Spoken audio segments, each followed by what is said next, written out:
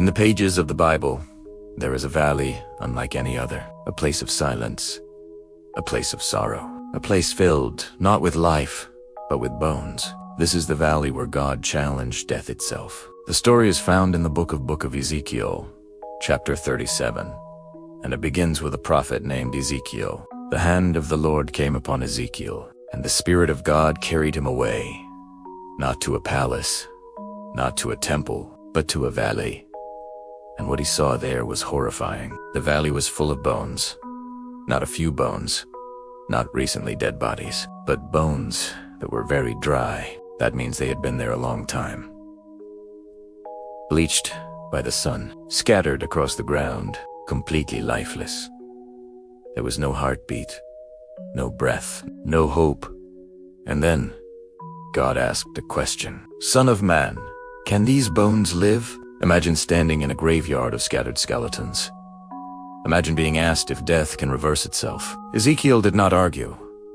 He did not doubt. He simply answered, "O Lord God, you know." And that is when God did the unthinkable. God told Ezekiel, "Prophesy to these bones.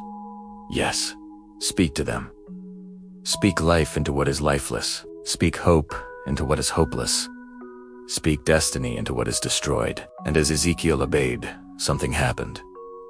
A sound, a rattling. Bone came to bone. Skeletons formed.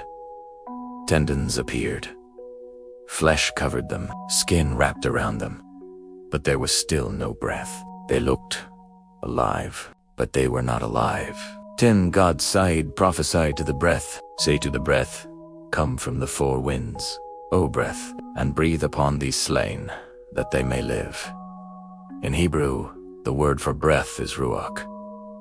It means breath, it means wind. It also means spirit. When Ezekiel spoke again, the breath entered them, and they lived. They stood on their feet, an exceedingly great army. In that valley of death, God proved that death does not have the final word. This vision was first about Israel, a nation that felt destroyed, exiled, and hopeless. But it was also about something greater. It was about resurrection. It was about restoration. It was about the power of God to revive what seems permanently dead. That valley became a battlefield, not between soldiers, but between God and death. And death lost. Maybe your dreams feel like dry bones. Maybe your faith feels lifeless. Maybe your situation looks impossible. But the valley teaches us something powerful. If God can turn a valley of dry bones into a living army, He can breathe life into anything, because the same God who spoke in the valley is the same God who still speaks today. And when God speaks, graves open, hope rises, and death steps back. The valley where God challenged death was not just a place in ancient history.